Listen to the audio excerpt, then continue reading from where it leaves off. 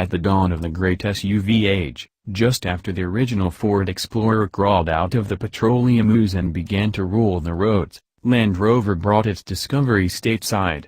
It was perfectly suited to American tastes, packing a V8 engine and safari-ready styling, allowing it to telegraph sophistication while navigating the asphalt jungle. It was basically a Range Rover under the skin, with updated looks and a lower price point without sacrificing much off-road capability.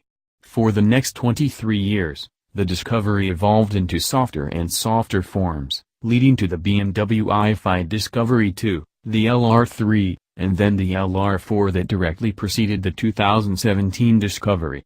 By trading off-road pretense for on-road civility, the LR4 sold better than ever. But rather than softening the LR4 up anymore, Land Rover hit the reset button. The 2017 Discovery starts over with its original name but a new philosophy, beginning with a solid foundation of on-road competency and adding back enough off-road capability to pass the laugh test. At least, that's the billing. To find out how it all works in the real world, I went to southern Utah in the middle of winter. Rain-shrouded mesas and snowy ponderosa pine forests were the backdrop for a broad survey of light off-roading tasks, like scrambling up solid but gently sloping rock faces and blasting through wet sand dunes. Perhaps more importantly, I did long highway stretches through vast open spaces of the Southwest. It feels like a better road machine than its predecessors, partly because Land Rovers astutely perceived the ascendancy of the crossover and built a vehicle for that reality. Onboard Wi-Fi is in, the Camel Trophy is out. The result is a better Discovery for nearly everyone, and the only casualty is the sentimental baggage attached to a storied name. Even the styling pays only the most trivial deference to its ancestor. The famous multi-window safari roof has evolved into a half-hearted little vestigial hump.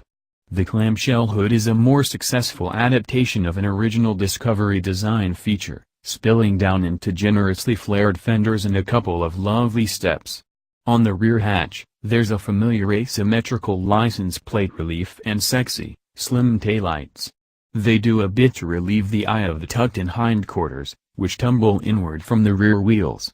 Surely this is to pull the sheet metal as tightly and economically around the structure as possible for better aero, but it makes the Discovery look pinched in the rear. Speaking of structure, the 2017 Discovery doesn't have much in common with the smaller, Evoque-based Discovery Sport. The signature unibody plus frame construction of Discovery's past is gone, so the unibody 2017 Discovery is up to 1,000 pounds.